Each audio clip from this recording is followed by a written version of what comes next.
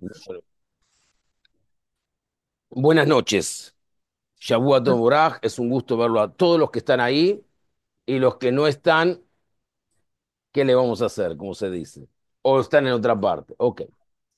Eh, en esta perashá que viene ahora, después de Yitro, viene la perashá Mishpatim. Y después de la perashá Mishpatim viene una perashá que empieza a partir de ahí hasta el final, dedicada exclusivamente al Mishkan. El Mishkan, mal traducido como tabernáculo, la idea es santuario, porque la palabra Mishkan viene de santidad. La idea es que sea un lugar donde nosotros nos reunamos para la santidad. ¿Cuál es la historia? ¿Cuál es el concepto del Beit Knesset? ¿Cuál es el concepto que el Beit Knesset, la sinagoga, sea el centro de una comunidad? El Midrash, en el Midrash Yalkut Shimoni, el Midrash, para que los que no saben bien, es todo lo que es la investigación que la tradición oral de los rabinos, la literatura rabínica. Nos revela que después de la construcción del santuario en el desierto, Dios instruyó a Moshe a que enseñara al pueblo de Israel y a que les inculque la importancia de la formación de círculos de estudio en cada sinagoga. Es decir, que si yo tengo oportunidad de estudiar y lo puedo hacer en la sinagoga, por más estudio que tenga en una casa particular, con un rabino o con 10 rabinos, pero en la sinagoga lo hago menos tiempo, pero es dentro del Beit Knesset, para el Talmud y para los Jajamim es más importante el Beit Knesset, porque es el Beit Knesset el centro de la comunidad. No es el Beit Knesset que mira a las personas, sino que las personas miran al Beit Knesset. Consagrados a la instrucción de los preceptos del judaísmo. En el Beit Knesset no solamente es un lugar de oración, sino es un lugar de aprendizaje.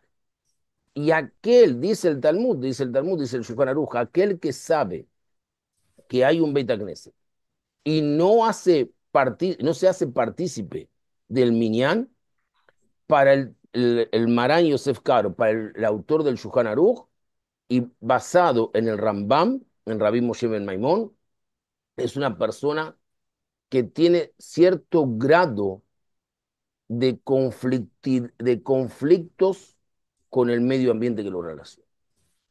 Si no se puede, no puedo ser yo, pretendo ser rabino, ok, pero me quedo en mi casa rezando. Salvo que haya una circunstancia, yo que sé, de alguna situación peligrosa o que la sinagoga esté en un estado de conflicto con la persona. Pero si la persona puede y va y el conflicto está dentro de uno, él tiene que participar de Betanés. El Midrash este, que es maravilloso, tiene por objeto manifestarnos que del mismo modo como el judaísmo fue en todas las épocas mucho más que una religión. La palabra religión, presten atención, viene de la palabra latín religare. Quiere decir algo que está desligado, algo que está desconectado. En el judaísmo nadie está desconectado. Por más que uno esté alejado, no está desconectado. Mírenlo, por ejemplo.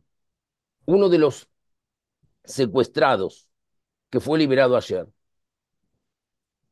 llegó a Rusia, porque él era yudí, pero también ruso. Llegó a Rusia para visitar a sus padres o a sus familiares. Y el rabino principal de la comunidad judía de toda Rusia, el rabino Bernard Lazar, lo esperó. Y por primera vez esta persona se colocó los tefilim en su vida y recitó el Shema Israel por primera vez. Y Yehudí, claro, madre Yehudía, abuela Yehudía, bisabuela Yehudía, todo. En ese momento que él se colocó los tefilim, él comenzó a llorar. Y él dijo, tanto tiempo estuve desconectado de esto, que cómo lo consigo recuperar. Por lo tanto, todo judío, todo ser humano que abraza el judaísmo, que es parte del pueblo judío, que observa más, menos, poco, mucho, los preceptos, no está desconectado. No está desconectado. Cada uno de nosotros tenemos una chispa divina. ¿Qué pasó con el alma de Adama Arishon, con el alma del primer hombre? Cuando se murió, dice que el alma se esparció en trillones y trillones y trillones de chispas. Cada uno de nosotros tenemos una chispa divina, una pequeña punta, pequeño punto de luz divino. Depende de nosotros si ese punto de luz se convierte en una fogata o se convierte en siempre un punto de luz. Por lo tanto, nosotros no tenemos palabra religión.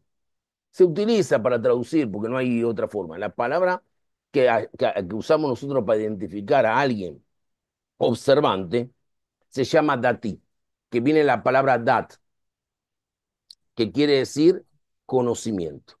Cuando una persona conoce la estructura de la vida judía, conoce la estructura de la vida espiritual del pueblo judío, está conociendo los preceptos, está conociendo la literatura rabínica, está conociendo nuestras escrituras. Por lo tanto, el conocimiento, de acuerdo a nuestros maestros, a los rabinos, nos lleva a justamente a vivenciar ese judaísmo. Por lo tanto, en el sentido estricto de la palabra, también la sinagoga representa mucho más que una casa destinada a rezar.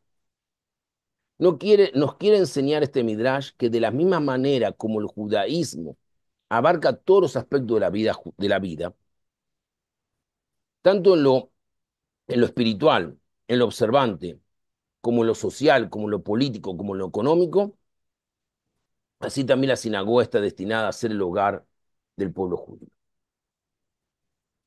Fue la sinagoga donde el pueblo judío se refugió en Babilonia cuando ya no había más Beit HaMikdash. Fue la sinagoga el lugar donde los judíos construyeron cuando llegaban de inmigrantes a un lugar. Lo primero que construían eran dos cosas. Era el cementerio para enterrar a alguien que falleciese, lamentablemente, lo Alenu, y la sinagoga. Todo eso hace que la persona entienda que la sinagoga es mucho más que cuatro paredes con un Sefer Torah, con libro de oraciones. Es mucho más. La sinagoga no es solo el sustento de nuestra fe, es el lugar de reunión para el enriquecimiento de nuestra espiritualidad, sino también es el principio de la educación, una verdadera escuela para el aprendizaje del judaísmo y de su forma de vivir. Cuando una persona va al Beit Knesset y ve que las personas antes de entrar a rezar se lavan las manos, que cuando salen del baño dicen una oración, que antes de comer un alimento dicen una bendición, que cuando se van acomodan sus libros y lo dejan en su lugar, que se importan con aquellos que están y con aquellos que no están. Empezamos a educar a la persona en la capacidad del entendimiento del compartir. Tengo que estar higiénico, tengo que entender que si el cuerpo no funciona bien, no voy a poder anatómicamente yo estar bien. La sinagoga es el centro. Muchas veces no se dan cuenta las personas. Con todo mi respeto y no quiero ser directo y hiriente. A veces no solamente recurrimos a la sinagoga para qué. Ah, para pedir una bendición porque estoy mal. O para mostrarme que yo sé algo. Entonces aparezco ahí. O para mostrar que yo puedo rezar y sé rezar. No, no es así, no funciona así. La sinagoga es un lugar de interrelación. Si no hay ese valor, no es judaísmo. Hace un tiempo atrás, le voy a contar una historia verídica. Una familia completa, madre, padre, es hija, esposo, tres hijos, hermano soltero de una mujer, hermana soltera de la mujer de la esposa, todos completos se convirtieron al judaísmo. Todos, todos. Todos abrazó el judaísmo. Todo por alajá, todo viajaron a Estados Unidos, todo bien. Pero ¿dónde vivían? En un lugar de 2 horas de viaje de donde está la sinagoga aquí. Estoy hablando aquí en Costa Rica, 2 horas de viaje. Cuando ellos decidieron hacer alía, mandaron los papeles y los papeles correctos, un rabino del Rabinato Superior de Israel le dijo, quiero hacer una entrevista con ustedes. ¿Por qué ustedes nunca fueron a la sinagoga? No, porque nos quedaba lejos y no podíamos mudarnos. Pero donde ustedes viven es una casa pobre, dice, no. Una casa de 500 metros cuadrados, vive aquí, tenemos casa, tenemos esto y tenemos atrás cría de vaca para tener leche y para hacer queso. Y no tuvieron ustedes la voluntad de alquilar una casa, por lo menos para en Shabbat, estar al lado de una sinagoga. ¿Cuántos amén ustedes perdieron? ¿Cuántos amén ustedes no pudieron decir? ¿Cuántos Yeheshemer Rabá Meboraj no dijeron? ¿Cuántas tefilot no pudieron decirla porque no estaban en Minyan? ¿Qué decidió el rabino?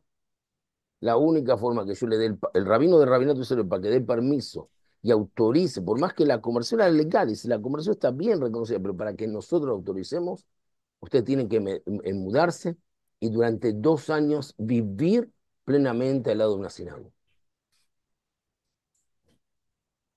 Él le dijo, la respuesta después de mucha protesta le dijo, si ustedes no pueden vivir en la diáspora, cerca de una sinagoga, que es el lugar que los protege, es el maguen, es el escudo de ustedes, ¿qué van a hacer en Israel? ¿Se van a ir a mudar a dónde? ¿A la Franja de Gaza? ¿Qué van a ir a Jenin? ¿A Ramallah van a ir?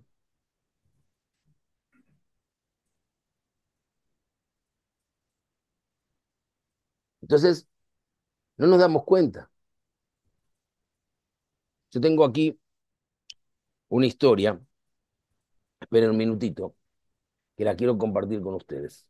Esperen un minuto. ¿Mm? Nada más, eh, la quiero compartir.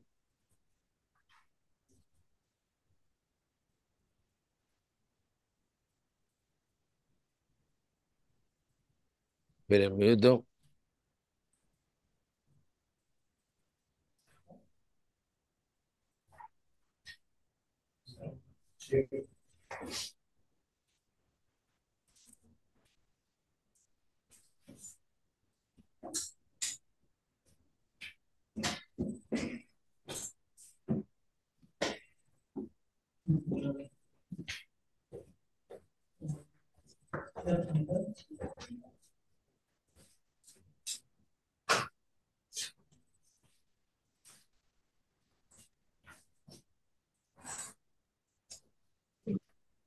Ya, ya entró.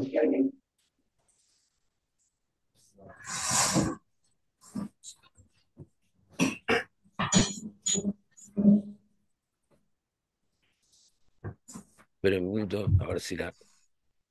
eh, esperen, a ver si la tengo aquí. Creo, no la había encontrado antes, pero creo que la tengo ahora aquí.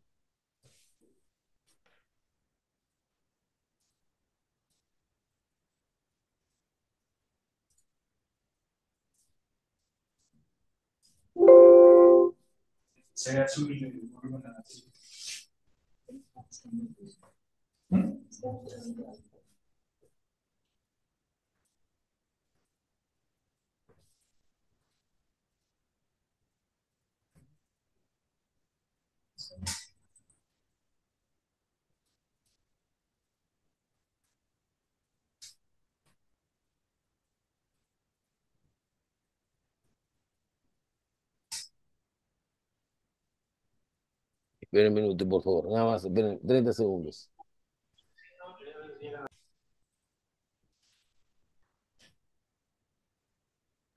Buenas tardes a todos.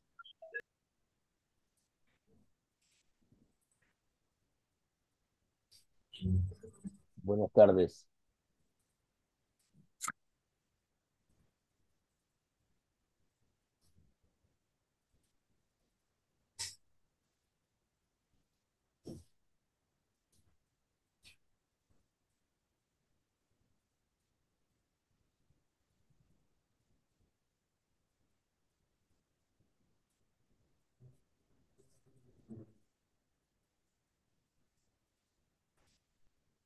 Ven un minuto, por favor.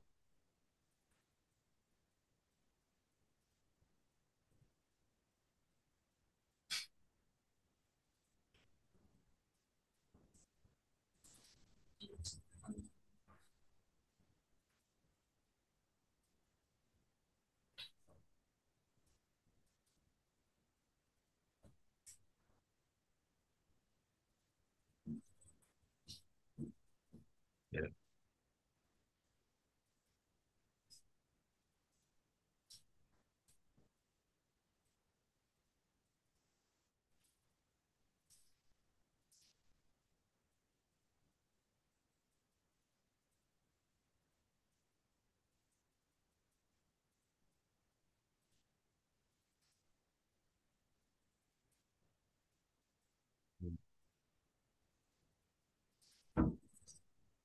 Pero si la puedo, quiero compartir con ustedes.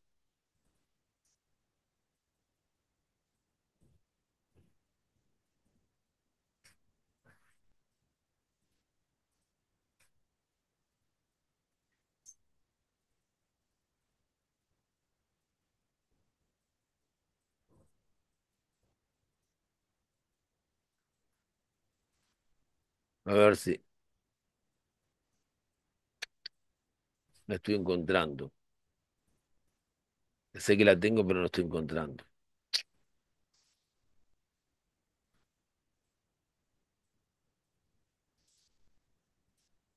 A ver, déjame ver aquí.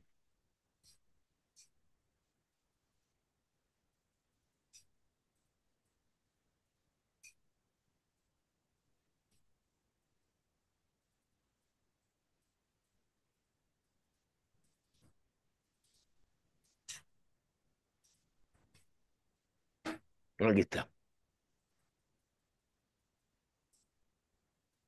Muy bien.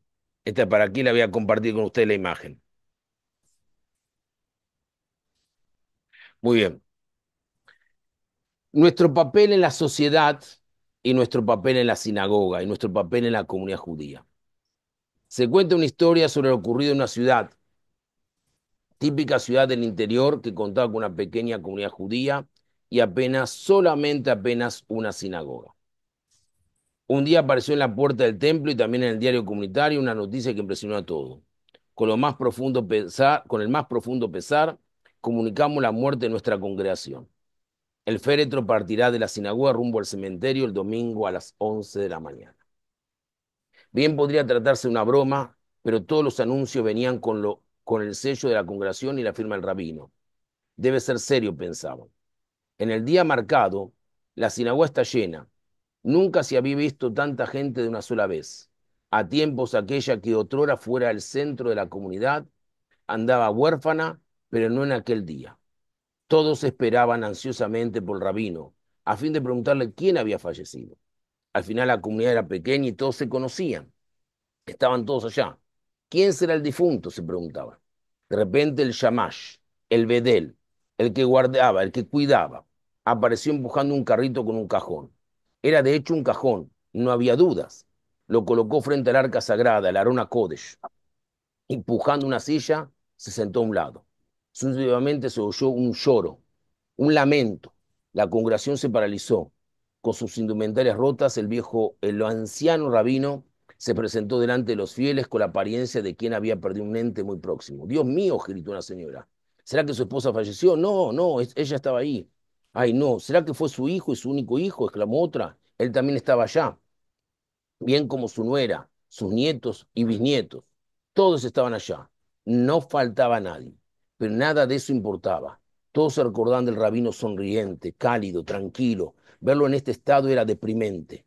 Mismo no sabiendo el motivo, lágrimas empezaron a verter de algunos ojos. Atentos los fieles se estiraban para oír y ver mejor. Ni respiraban.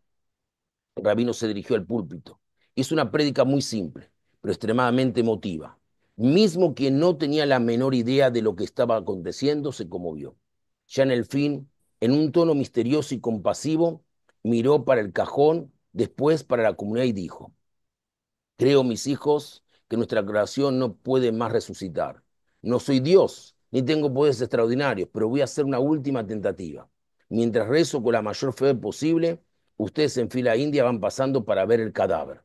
Dicho eso, el Shamash se levantó, abrió el cajón, paró a su lado y empezó a observar allá adentro. Un frenesí tomó cuenta de los más ancianos. ¡Qué absurdo! Gritaban. Esto no es una costumbre judía. Pero los más jóvenes se levantaron y formaron la fila, la hilera, la cola, y ellos fueron detrás. El desfile comenzó lentamente y al pasar todos miraban curiosos y admirados para el cajón. Como en el fondo había un espejo, cada uno veía su propio rostro adentro del cajón. Reflejaba su rostro adentro del cajón. En el fondo, en el fondo, esta historia, a pesar de ser una ficticia parábola, acontece con todos nosotros. Nuestras instituciones están ahí, nuestras escuelas están ahí, nuestras sinagogas están ahí. A veces están huérfanas, a veces están menos frecuentadas. Muchos creen que basta ser judío en las fiestas y en las conmemoraciones.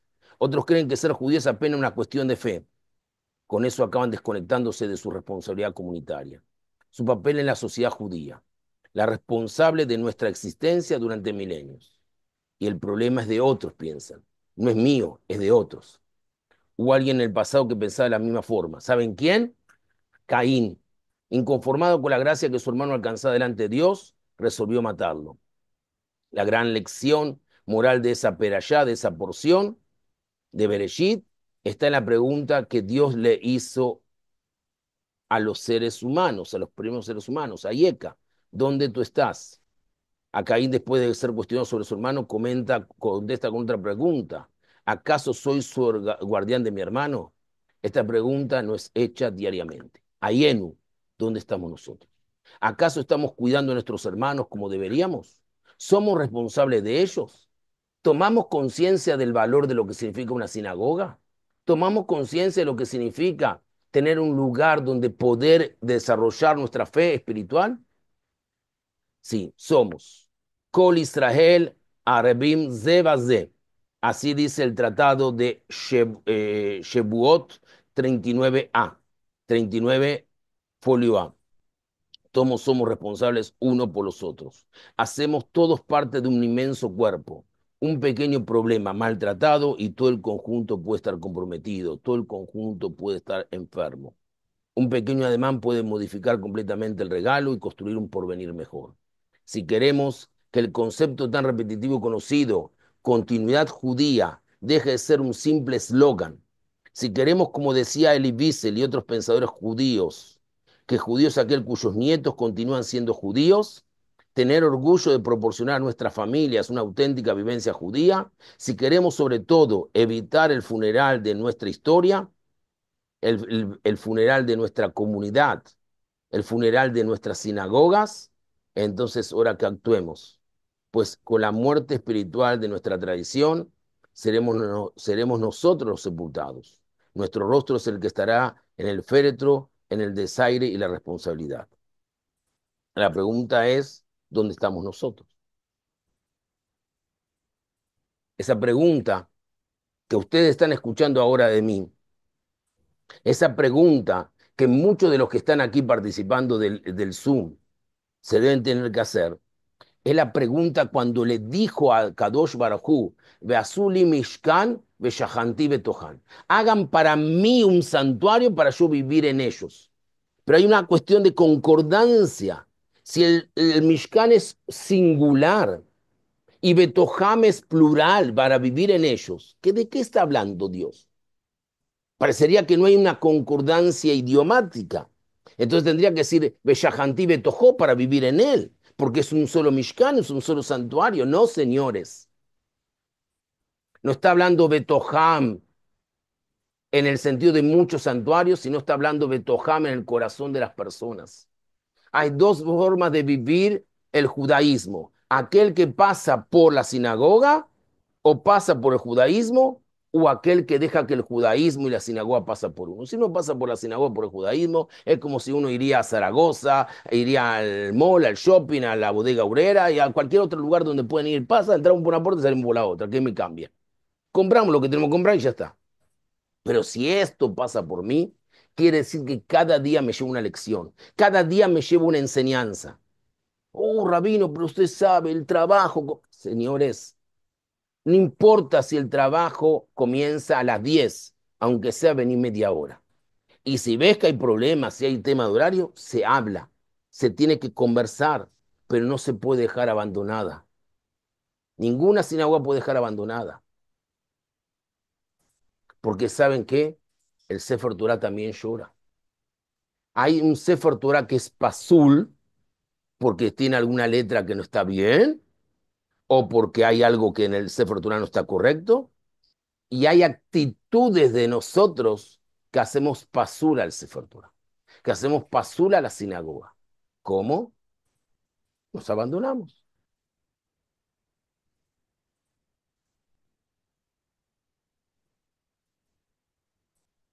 No puede ser solamente el Sefer Torah el lugar donde voy a pedir mis lleveras porque estoy enfermo, porque tengo parnasá, poca parnasá.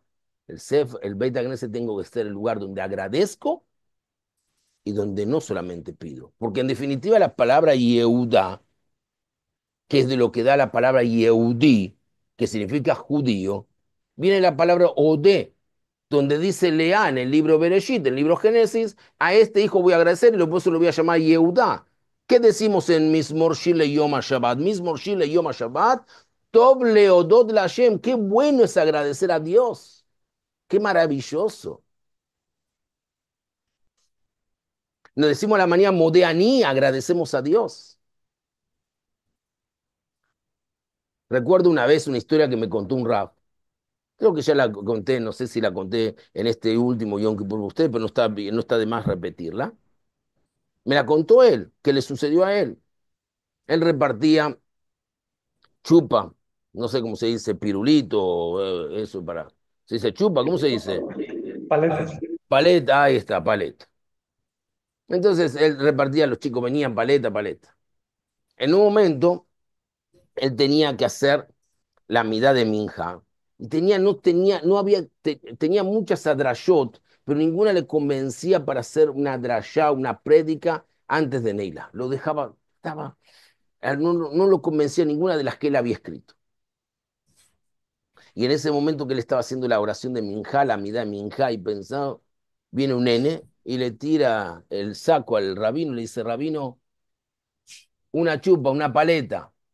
Y el rabino no podía interrumpir la mitad. Y él estaba moviendo así con los ojos cerrados y el chico le tiraba, quiero una chupa, quiero una paleta. Y el rabino empezó con las manos para atrás, tratar de si conseguía abrir la puertita que tenía atrás de él, de lo que se llama el standard, donde apoya el libro y abajo tiene unas puertitas, a ver si conseguía meter la mano y sacar una paleta. Y metía y trataba de meter y trataba de meter y no conseguía, no, la mano, la distancia, la mano no podía calcular. Y el niño tiraba, y decía, por favor, rabino, no me quiera dar usted una paleta, y le insistía. Ahí él se recordó y dijo, esta es la historia del ser humano. Esta es la historia del judío con Dios. Le pedimos todo el momento, le tiramos a nuestro papá y nuestra mamá que están en el cielo, el Ribono Shel Olam. Le tiramos, no me vas a dar parnasá, no me vas a dar briut, no me vas a dar simjá, no me vas a dar sazón, no me vas a dar shalom. Y Dios le dice, ¿no ves que estoy pidiendo para que vos vengas a la sinagoga? Abres el libro de oraciones y con tu corazón abierto y sincero me pidas. Pero si vos estás pensando en que mañana tenés que ir temprano porque el teléfono tenés que llevar a reparar el teléfono, o porque tenés que probarte el saco para no sé para qué fiesta, o tenés que hacer esto, tenés que hacer lo otro, y te olvidás de la sinagoga, entonces no, ¿cómo crees que yo te respondo? No te puedo responder.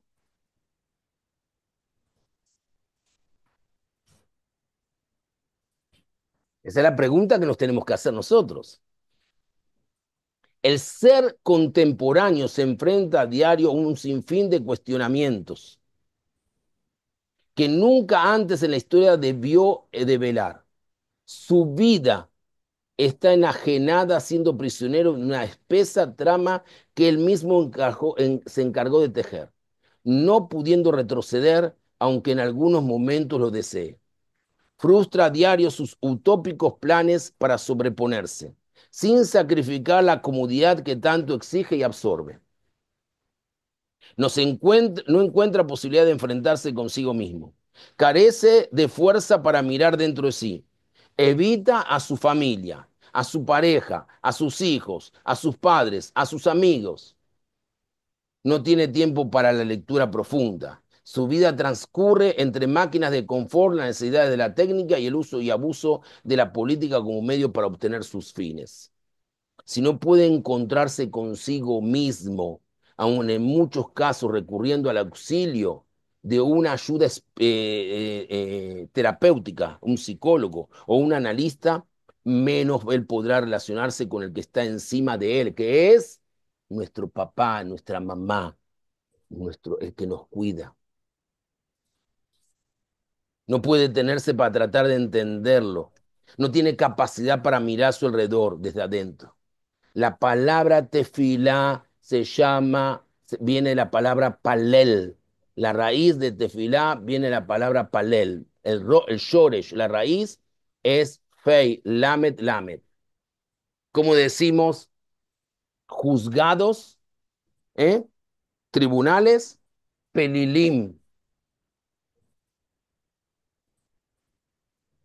Cuando nosotros conjugamos en la palabra tefilá en el infinitivo, es leit palel, que quiere decir autoevaluarse, autojuzgarse, autoanalizarse. La tefilá es el encuentro de sí mismo, pero también un diálogo con el Creador. ¿Y dónde lo hacemos eso? Lo hacemos en en un lugar, en una terapia grupal. ¿Y cómo se llama esa terapia grupal, queridos amigos? Se llama Beit Knesset. Necesitamos un mínimo de 10 personas para hacer esa terapia grupal, para que cada uno, a través del llanto que puedo escuchar de uno, o del lamento que puedo escuchar del otro, o del pedido, o del agradecimiento, o de la alegría, o de la tristeza, entre todos sintamos que eso es parte de nuestra idiosincrasia.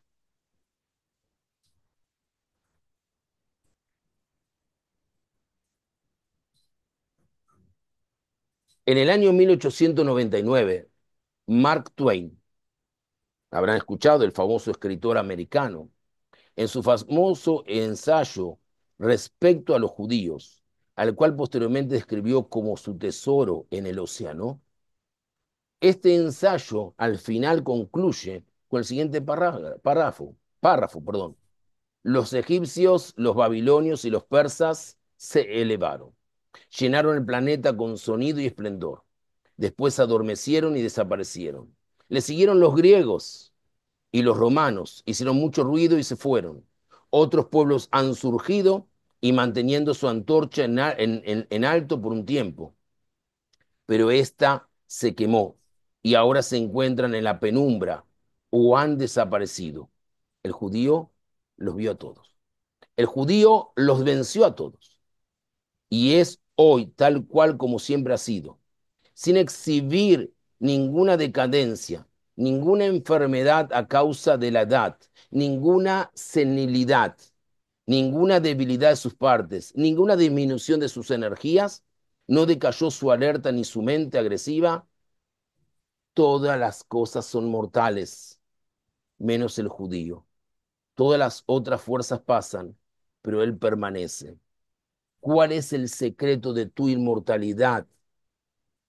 Termina diciendo Mark Twain. Muchos años después,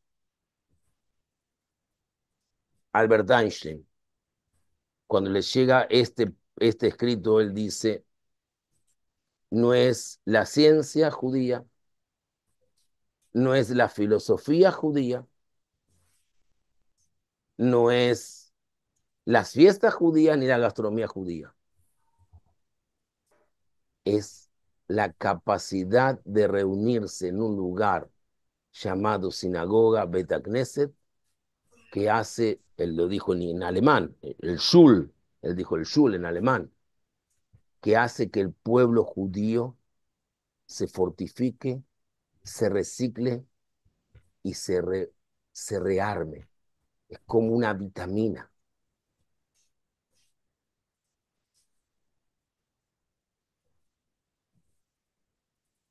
Hay una historia verídica de los milagros del Holocausto.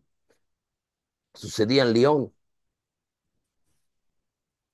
Los nazis, los nazis tenían pensado atacar a los judíos en el Shabbat, entrar cuando estaban todos los judíos, llevárselo a la fuerza, matarlos y todo. En la sinagoga de Lyon. La sinagoga de Lyon es una sinagoga muy hermosa, no fue destruida en la Segunda Guerra Mundial. Cuando no eran los nazis, más bien eran los franceses de Vichy, de la Francia Libre, que eran pronazis. Cuando llegaron ellos a la sinagoga y entraron, era el momento que el pueblo judío estaba cantando el Ejadodí. Y era el momento que se dieron vuelta para abrir la puerta y decir Boí Shalom. La sinagoga de Lyon estaba llena, tiene una capacidad para 500 personas, estaba totalmente llena, mujeres, niños, hombres, mujeres. Cuando se dieron vuelta los judíos y a la puerta, los franceses, los nazis, se asustaron y salieron corriendo. Ellos que venían a matar a los judíos salieron corriendo, porque dijeron, wow, nos van a matar. Todos haciendo tefilá, el Hazán con el talet, el rabino que estaba al lado con el talet, se empezaron a sentir enloquecidos. Esto, no se- esto es brillante, esto es increíble. Es la fuerza del Beit Knesset, la fuerza del Beit Knesset. No puedo llegar temprano, llega cuando puedo. No puedo llegar, no puedo quedarme hasta el final de la fila, quédate hasta donde puedes. Pero lo importante es ir,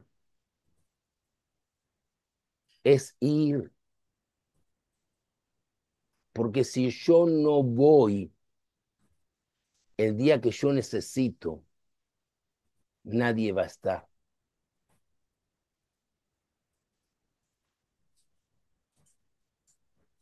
El Beit Knesset es el punto central de la vida comunitaria judía. Es la casa de Dios. Es un lugar de plegarias y de estudio donde nos podemos conectar con Él. Se lo describe como un templo en miniatura, como un Mikdash Me'at, como un pequeño santuario. Cuando los judíos recibieron la Torah del monte Sinai, Dios se reveló a sí mismo ante ellos con toda su gloria. Posteriormente, a Kadosh Baruj Hu le ordenó al pueblo judío construir un santuario, un Mishkan, un lugar donde pudieran recapturar la conexión con él que habían experimentado en el momento de la entrega de la Torah en el monte Sinai. En la tierra de Israel, el templo, el Beit HaMikdash, reemplazó al santuario, el Mishkan, como el sitio de reunión, de comunicación entre Dios y el pueblo, donde vamos en busca de nuestro papá y nuestra mamá, donde vamos en busca de que Él escuche nuestros pedidos, nuestros lamentos, nuestras necesidades y nos responda. Como decimos en Elul y en Rosh Hashanah y hasta Yom Kippur, Anenu, respóndenos. Como decimos cada día en nuestro interior, Aneni, respóndeme.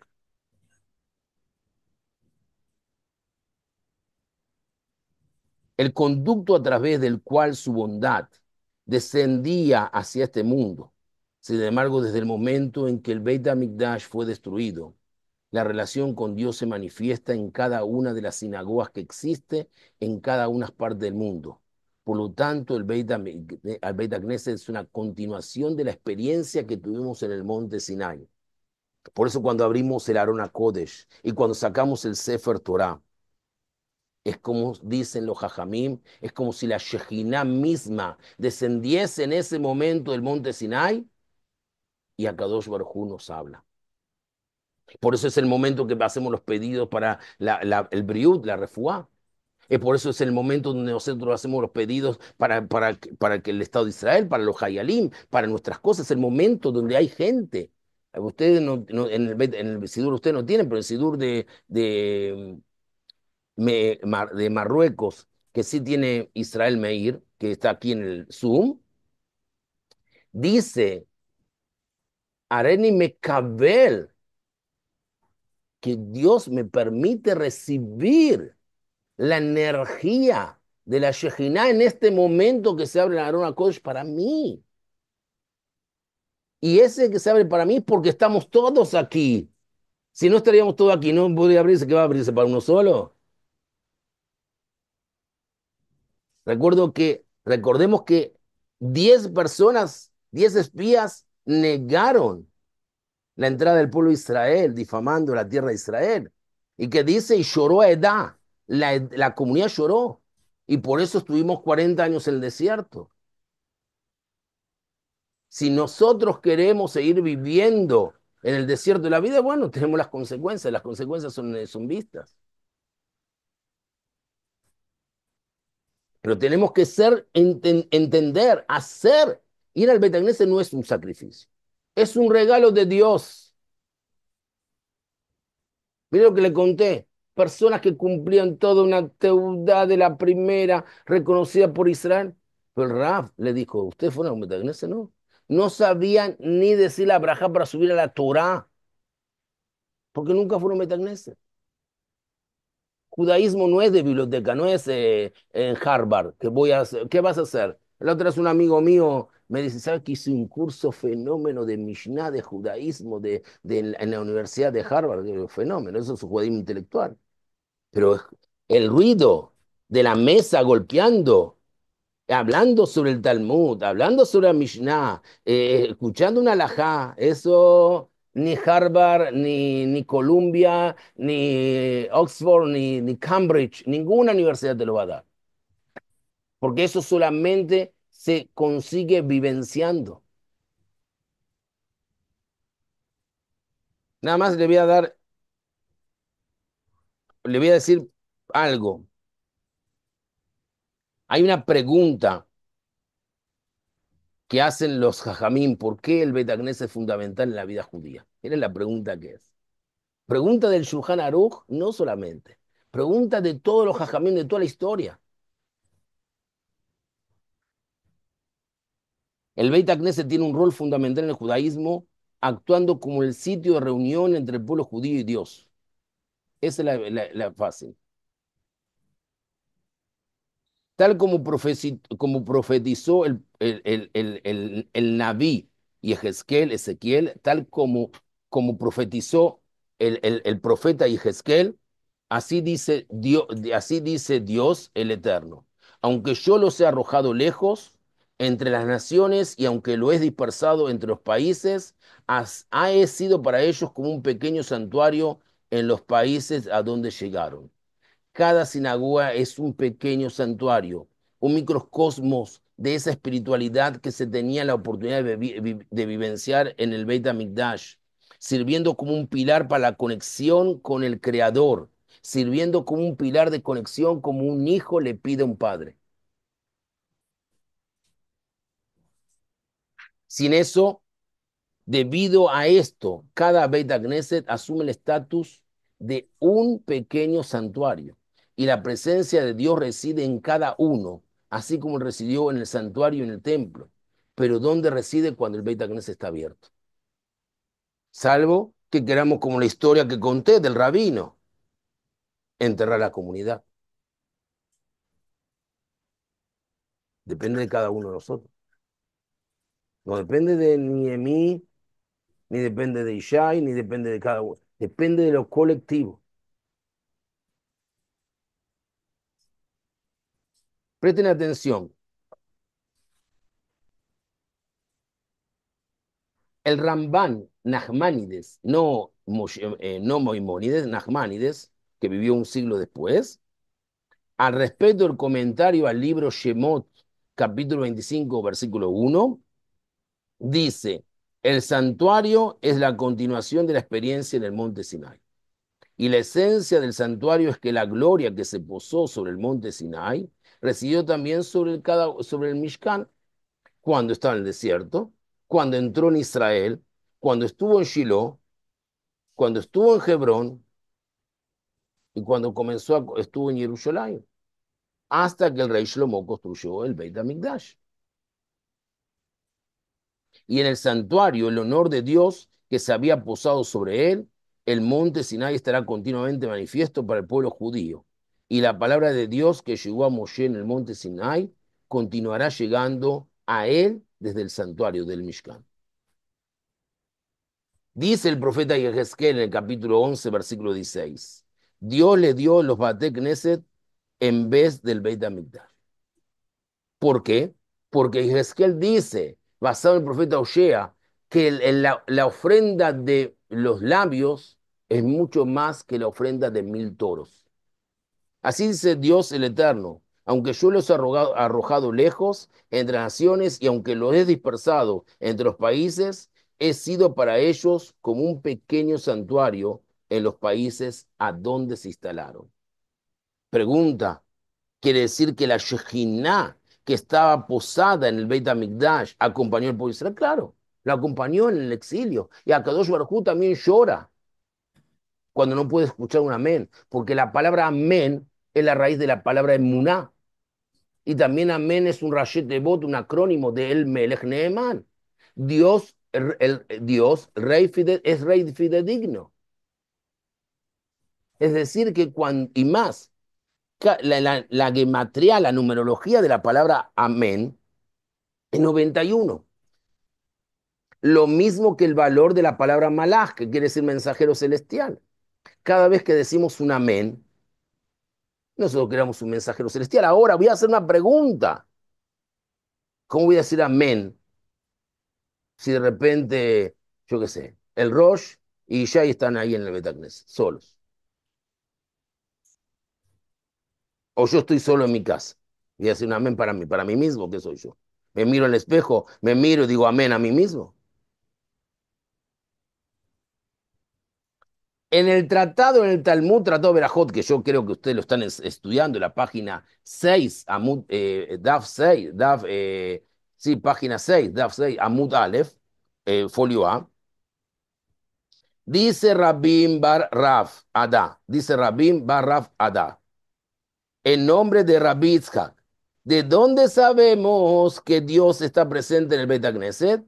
Del versículo que afirma en el libro Teilim, capítulo 82, versículo 1, dice así, Elohim Nitzav Beadat Kol. Dios permanece en la congregación de Dios. ¿A qué llamamos congregación? Lo dije, Edá. Edá es congregación. ¿Cómo es congregación? Lo dice cuando Dios escuchó a los 10 espías que hablaron mal de la tierra de Israel. Y por eso 10 espías, el pueblo de Israel eh, caminó, transitó, peregrinó por 40 años por el desierto. Dice que cuando lloró el pueblo de Israel se dio cuenta que escucharon una difamación de 10 espías. Dice, el pueblo de Israel lloró por culpa de la edad. Edad que quiere decir 10. Cuando Abraham discutió por Sodoma y Gomorra, cuando llegó a 10 quién dijo, aquí es el límite, aquí paro. Es decir, que 10 es el número, 10 es la letra Yud. La letra Yud es el inicio de la palabra Yehudí, es la palabra el inicio de la palabra Yadut. No podemos tener menos de 10.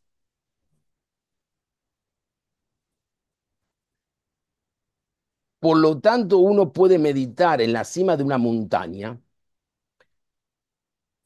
con todo. Se ayuna, todo lo que ustedes quieran, ayuna, pone dos, no un par de tefilim, por dos pares de tefilim. Pero si quiere conectarse con la presencia divina, necesita rezar en un minyan, en su casa. Su casa no quiere decir el departamento con la sala, los cuartos, el baño, la cocina. No, no, no, no. En su casa, es decir, en el Beit Knesset. Sin embargo, también es posible encontrar la presencia divina, la Shejinah, si aparte de la Tfilá estudiamos un poco de Torah.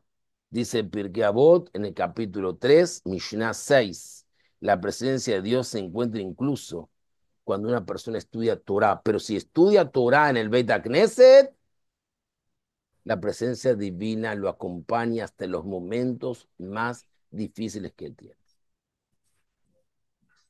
Entonces, estamos, estamos entendiendo la importancia del Beit Knesset. Es donde ahí nos sentamos y pedimos. Mi lleverás, quiero mi lleverás por el otro, que está enfermo, que está aquí, que esto, que familia, que quiero tener hijos. Ok, todo genial. Yo pido. Acá yo también me pido. Un padre, aún le voy a contar una historia. Un hijo, llega el padre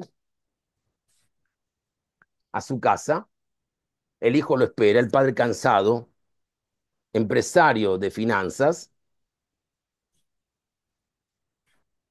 y le dice el hijo al padre, papá, ¿cuánto ganas por hora? El padre, ya que venía cansado, venía mal del día del negocio, dije, ¿qué clase de recibimiento es este hijo? Preguntarme cuánto yo gano. No seas insolente. Anda a tu cuarto. Después que el padre se pegó un baño, se relajó, se calmó, dijo, descargué mi bronca conmigo. Voy a ir al cuarto de preguntarle a qué pasa. Le pregunta al hijo, hijo, perdóname, no quise decir esto, perdóname, pero me agarraste mal y la verdad no me gustó tu pregunta, fue insolente. Dice, no, papá, lo único que yo te pido es que me digas cuánto ganás por hora. El padre no le gustó mucho y le dice, yo gano $350 la hora. Ok. ¿Y vos tendrías como prestarme $200 ahora? ¿Qué querés, hijo? Por favor, te lo pido, papá, no te enojes conmigo.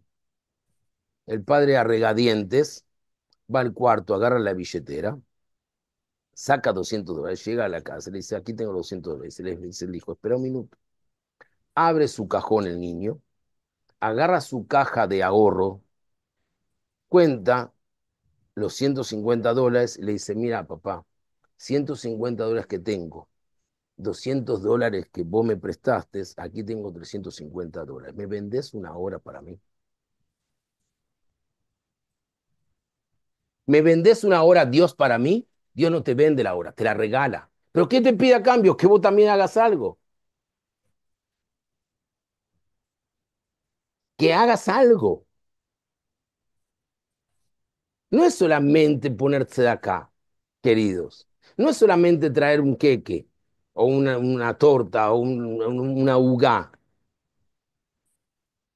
Es venir, hacer presencia, estudiar. Yo siempre digo que aquel que pone y hace un Mesirut Nefesh para que no falte el minyan en el Betagneset, a Kadosh Baruj Hu le bendice en doble, en doble, en doble. Hay mucha gente que yo conozco, Yehudim y no Yehudim. Hoy en día, que no pueden ir a Betagneset porque hay lugares que están peligrosos, porque pueden atentar al antisemitismo. Entonces quedan en su casa, sufren. Hay Yehudim que el día de ayer, en lugares, no importa que yo supe, me lo dijeron en Motzai Shabbat, que tuvieron que leer los 10 mandamientos porque no los pudieron escuchar, porque están con problemas de salud y no pudieron ir al Betacneset. Ustedes tienen una ventaja, una verajá. ¿Qué verajá que tiene usted?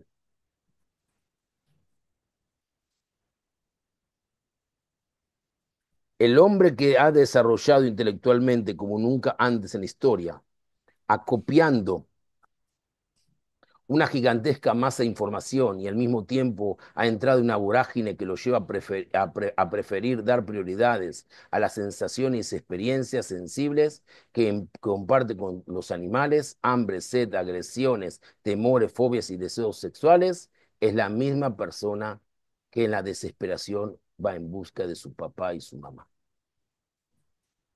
Y no físico, es el Boreolam, el creador del mundo. Hashem Itbaraj Ishtabach Shemo. Pero aún conserva el hombre experiencias específicamente humanas, que no son de carácter puramente intelectual, ni idénticas con aquellas prácticas sensibles similares a los que tienen las otras criaturas. Eric Fromm, un gran psicólogo judío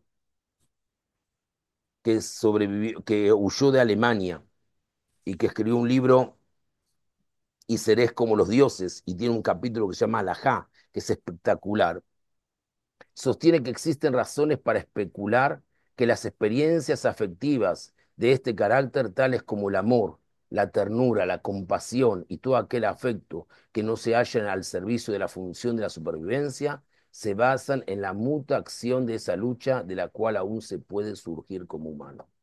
El hombre siente constantemente culpa por lo que acaece a su alrededor e impotencia por no encontrar medios para lograr soluciones de manera tal que prefiera evitar todo contacto con la realidad y elija mecanismos de defensa para calmar su conciencia intranquila.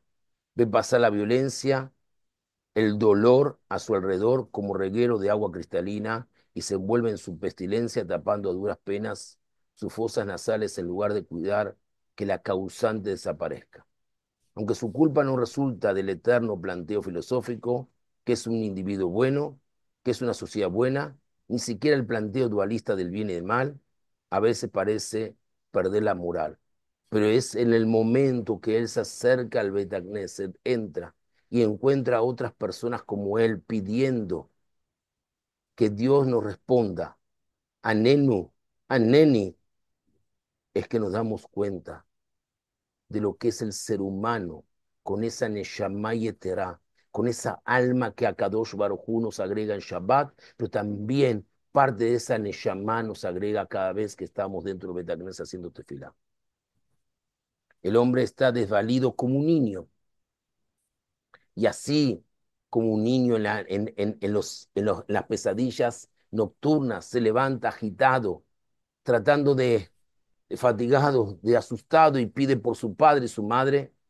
Así día a día nosotros también tenemos nuestras pesadillas nocturnas y pedimos, Boreolam, ¿dónde estás?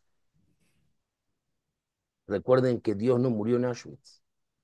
Dios no murió en Auschwitz. Los cientos de yeshivot que se formaron después de Auschwitz, la cantidad de personas que hicieron, se convirtió en Baal Teshuvah, la cantidad de personas que retornaron al judaísmo, la cantidad de personas que hicieron de su casa Giloní una casa kasher, la cantidad de personas que formaron, fabricaron, producieron conocimiento de Yadut a partir de nuestras fuentes y que construyeron Beit Knesset para poder hacer de esos Beit Knesset el lugar de reunión y de unión, es la solución a ese niño que tenemos dentro de nosotros. Que cuando llega la época de Lul, con las slijot y con el toque del shofar, le pedimos a Kadosh Baruj Hu que nos perdone. Hoy le decía, escribía a un amigo, me escribió, hazle una foto, no importa, que lo me llané. Una cosa que no sé qué es. Yo le dije, esto no cambia mi vida, ¿para qué me tengo que meter? Digo, en vez de mandarme esa foto, ¿por qué no me mandás algún mensaje para enseñarme Torah? Para enseñarme algo de valor. Hay gente que me escribe y me pregunta, Raf, quiero mejorar, quiero esto y lo otro, quiero estudiar y aquí y allá. Genial. Lo básico es, no podés ser un ingeniero si no fuiste primero a la escuela primaria, después a la secundaria, después a la universidad. No podés construir un edificio si primero no haces bien los cimientos y los fundamentos. Un consejo que les quiero dar. Más allá que me parece genial que estudien Talmud, más allá que me parece que estudien Alajá, es importante Parshanut, estudiar la Torá, entender el mensaje.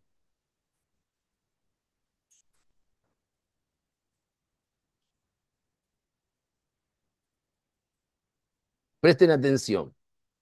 A tal es así que en el libro de Teilim, en el Teilim 74, versículo 8, atribuidos al rey David, en la mayoría, encontramos la expresión Muadé el Moadei Elohim, ¿no? Que algunos comentaristas presumieron referirla a las tiendas de culto de aquel entonces. Así es como Aquila, el sabio prosélito del segundo siglo de la era común, quien se ajustó a la tradición rabínica, traduce en su versión griega de expresión Moade El, literalmente lugares de reunión. ¿Quién era ese Aquila? Era Ónkelos. ¿Cómo traduce el Moade El? Traduce como lugares de reunión de Dios. En efecto, la versión griega de la Biblia, la Septuaginta, el vocablo edad tiene el significado de congregación, siendo una variación gramatical del vocablo muadé, que generalmente es traducido como sinagoga.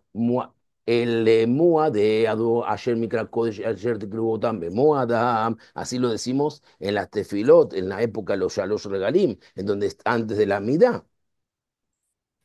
La expresión aramea equivalente a edad es knishta, siendo denominado el lugar de reunión de la congregación.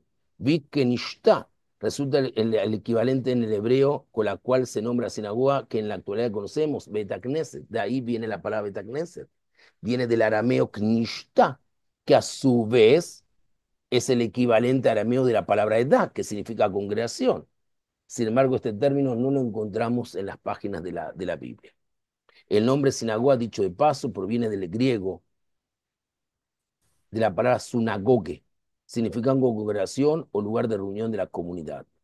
El profeta Irmiau, en capítulo 39, versículo 8, nos habla de Beit Ha'am, la casa del pueblo, que también fue interpretado como referencia al lugar de reunión de la comunidad donde se congregaba la gente para escuchar los discursos de los profetas, rendir culto al Boré Olam y encontrar un lugar de reunión.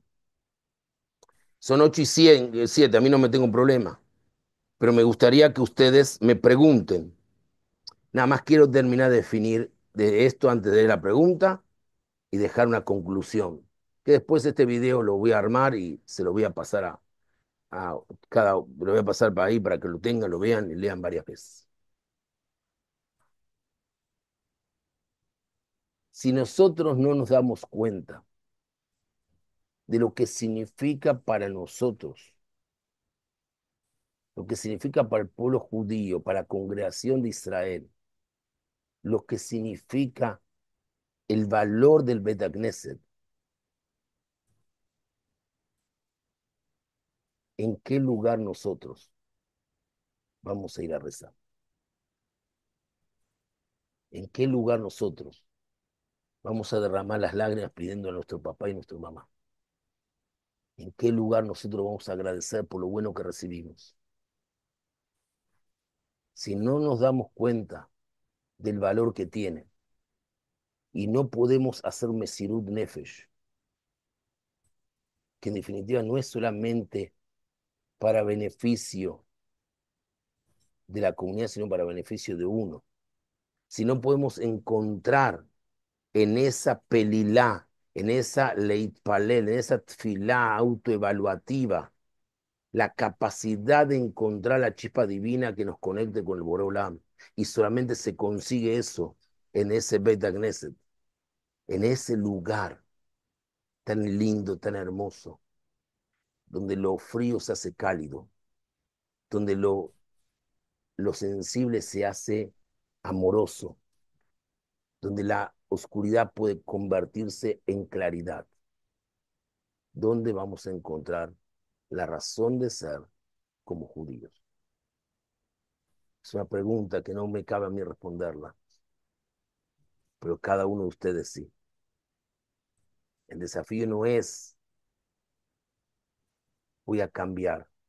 El desafío es que todos cambiemos para mejor, para el bien y la mejoría, no solamente de este Betagneset, sino de todos los Batagneset, donde cada uno de nosotros podamos estar ligados.